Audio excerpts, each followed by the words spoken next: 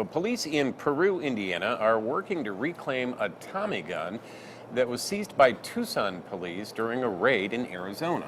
But the gun was seized more than 80 years ago from the infamous gangster John Dillinger. News 18's Samantha Tiki joins us with what led to the gun ending up in the hands of Tucson police and what's being done to get it back to Peru. Sam. Jeff and Gina, Peru city officials say after Dillinger stole the Tommy gun in 1933, he used it to rob a bank in East Chicago. After fleeing to Tucson, Arizona, he was caught and extradited back to an Indiana prison. The gun stayed on display in Arizona, but city officials hope recently discovered research will have it back in Peru.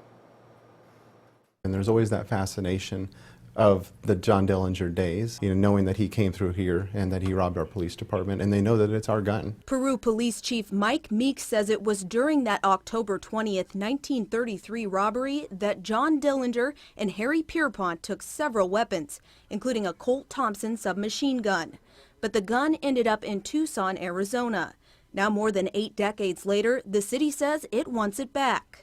But Tucson police aren't giving in just yet. Their stance is that they're not exactly sure whether they want to believe it or not. However, the Peru mayor's assistant Josh Sigler says research led him to the proof he needed. Sigler says a book by Gordon Herigstad verifies the gun's serial number police have on record. We're not looking for a fight. We just feel like it's our property. This Colt Thompson submachine gun is the same type of weapon Dillinger stole from the department in 1933. Meeks says it's the history behind the gun that makes it so important to the city of Peru. We've always had that desire to have the gun back at our department.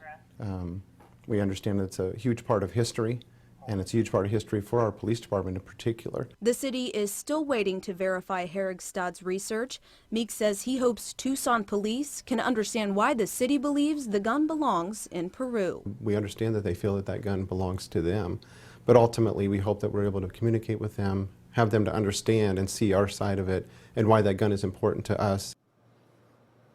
News 18 reached out to Tucson police, but we have not heard back from them at this time. However, Tucson Police Sergeant Pete Dugan was quoted by the Associated Press saying, quote, "We understand it's a big part of their history, but it's also a big part of Tucson's history," end quote. Samantha Tiki, News 18.